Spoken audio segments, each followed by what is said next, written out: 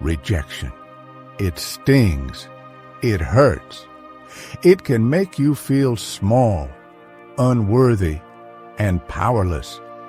But what if I told you rejection is not your enemy? What if I told you it could be your greatest teacher? The Stoics, like Marcus Aurelius, understood this deeply. They saw rejection not as a curse, but as an opportunity, a chance to grow, to learn, to become stronger. Let me ask you this. When someone rejects you, what do you do? Do you crumble? Do you let their words define your worth?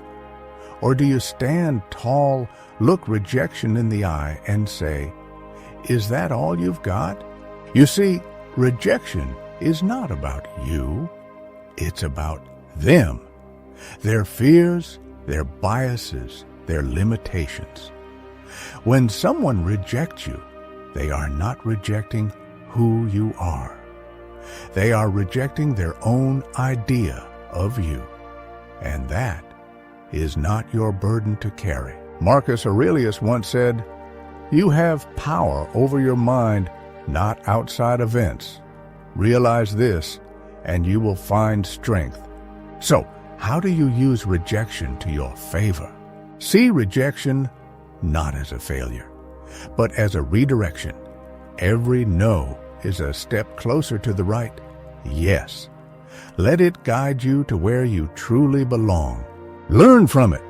Ask yourself, what can this teach me? How can I grow from this?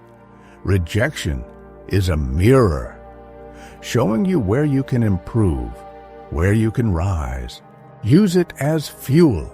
Let rejection ignite your determination, your resilience, your fire. Prove to yourself and to the world that you are unstoppable. And remember this, rejection does not define you. Your worth is not measured by the opinions of others. It is measured by your actions, your character, your will to keep going. So, the next time you face rejection, do not run from it. Do not fear it. Embrace it. Let it shape you, strengthen you, and guide you to the path you were meant to walk.